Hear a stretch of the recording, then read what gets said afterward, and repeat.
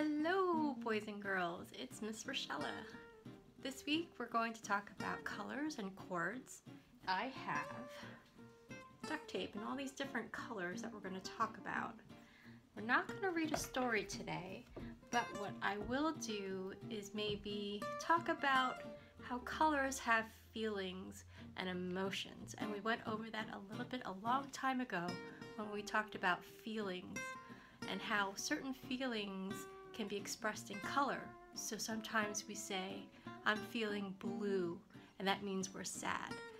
Or sometimes we say, I see red, and that means that we're mad.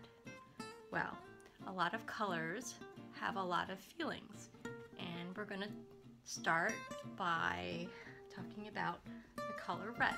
But before we do that, I need you to give me 5. Number 1, legs are crossed. Number 2, hands are still. Number 3, ears are listening. Number 4, eyes are watching. And number 5, we're going to zip it, lock it, and put it in our pocket. Now, boys and girls, I need you to get a blank sheet of paper and markers or crayons because we are also going to draw. Okay, so we've got a sheet of paper. We're going to hold it landscape, which means that the long side is at the top and the bottom, and the short sides are on the left and the right sides. So you're going to take our sheet of paper, we're going to fold it in half this way.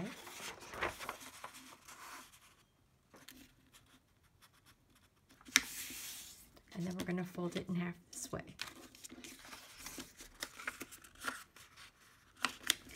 And then that way, we have divided our paper into 4 sides, 1, 2, 3, 4 on the front, and 4 sides, 1, 2, 3, 4 on the back. And that means that we have 8 sides total. So it's 1, 2, 3, 4, 5, 6, 7, 8. Let's start with the color red. Red is the color of fire, of blood, of danger, strength, as well as passion, desire, and love. So what can we draw that's red? So I'm just going to put red down here so I remember that it's the color red. And I'm going to draw hearts. What are you going to draw?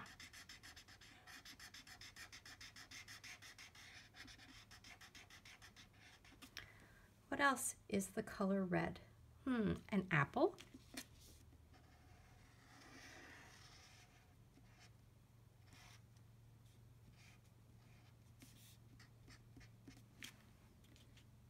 It actually looks like a cherry, but it's an apple also. A cherry. We do a smaller one. Those are cherries. Do a couple of them. Orange combines the energy of red and the happiness of yellow. It is associated with joy, sunshine, and the tropics. Now orange, I'm going to put it down here. A lot of flowers are orange, so when you're thinking of places like Hawaii or any of the islands in the Caribbean, you might think of the color orange.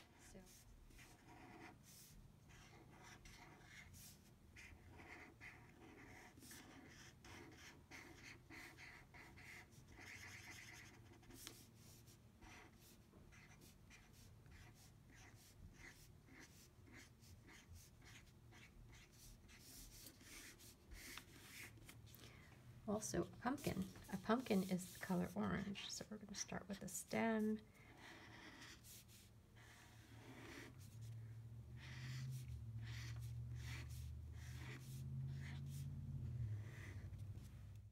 Yellow is the color of sunshine.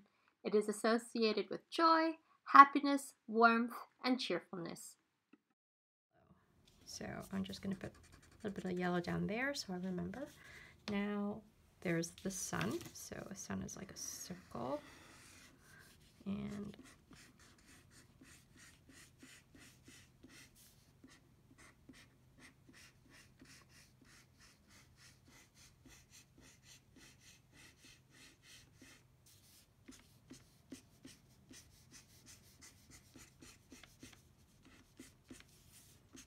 That's the sun. We could also do a duck.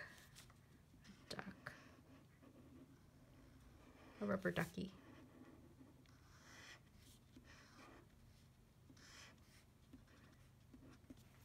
And maybe a banana.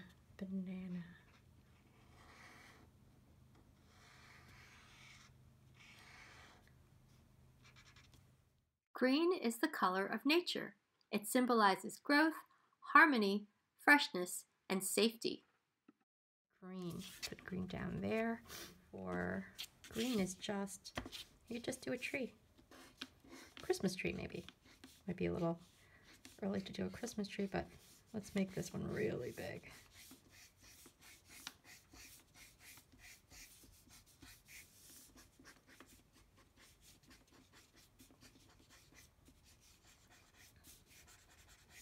Yay. Blue is the color of sky and sea.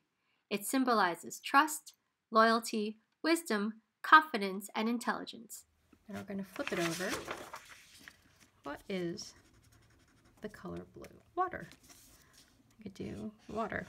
These are the waves of the ocean, and they get smaller as we go into the distance, right? What other things are blue? Well, if you're in the ocean, you could do a fish, an easy fish. It's just like kind of doing a figure 8. Look at him. He's got a little smile on. Purple combines the stability of blue and the energy of red. It is associated with royalty and symbolizes power, nobility, and luxury. Grapes are purple, so let's do some grapes. We're gonna start with circles. They're just sort of connected to each other in this reverse pyramid. So it's kind of angled that way. Oh, so if you go to the supermarket, you get a really big bunch of grapes. And you could even, if you want to, you could color some in. That's even more fun than doing these circles, but you don't have to fill in the circles completely. You could leave a little white space inside each circle, because that kind of makes it feel more round, actually. Okay, and there's always like a little stem on that. Black is a mysterious color, and it is associated with the unknown. Let's see. Bats are black, right? So let's do a bat.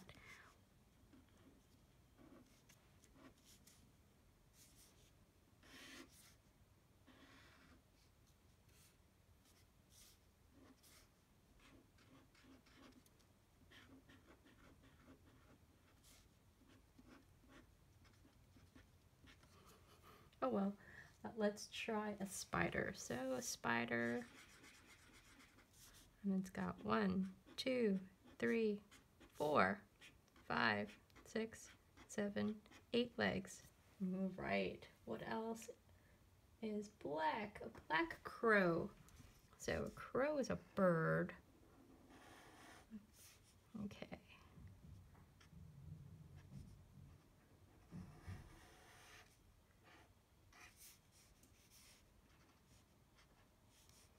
It's got a wing.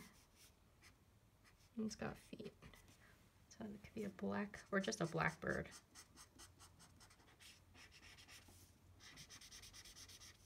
White is really the absence of color.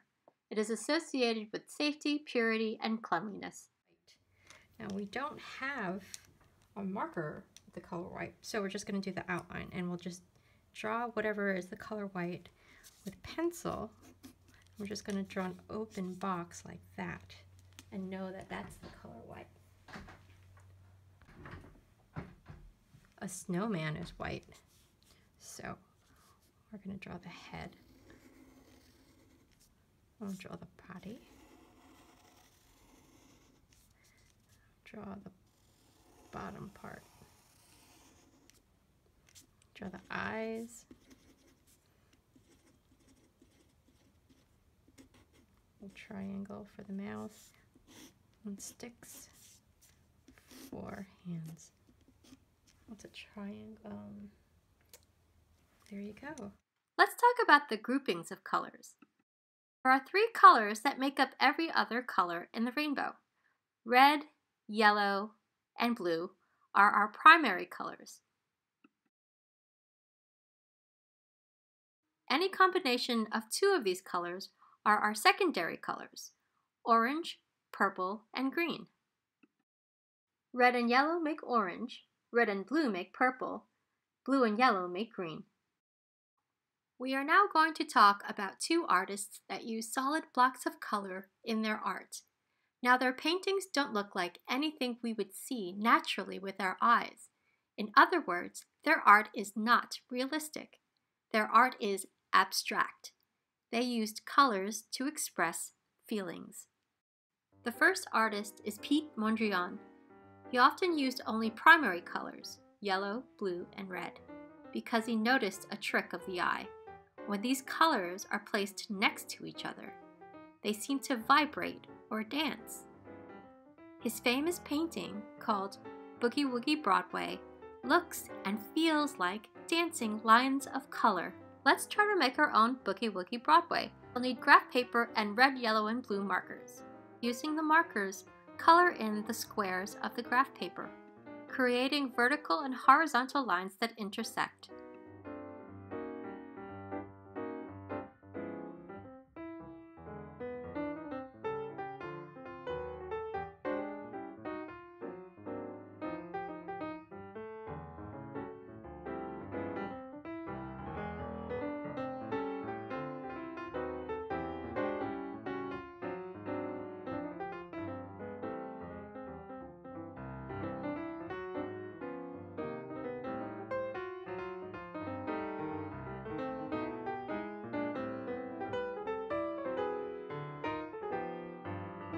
The second artist is Ellsworth Kelly. He was also interested in placing certain colors next to each other and how it changed the energy of a painting, but he used all colors. To create an Ellsworth Kelly style drawing, we will use all our markers and color in larger squares on our graph paper. We will also try not to have the same colors touch each other. Can you do it? I think you can.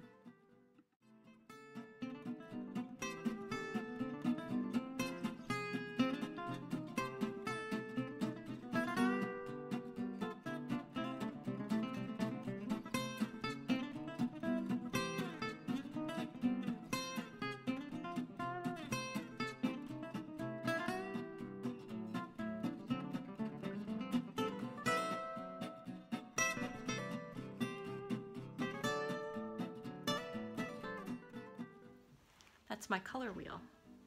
It's one of my favorite tools in all of my studio. By the way, this is my art studio. Just in case you were wondering where I was all this time. So I hope you had fun. I hope you learned something about colors, and I will see you soon. I miss you. Mwah.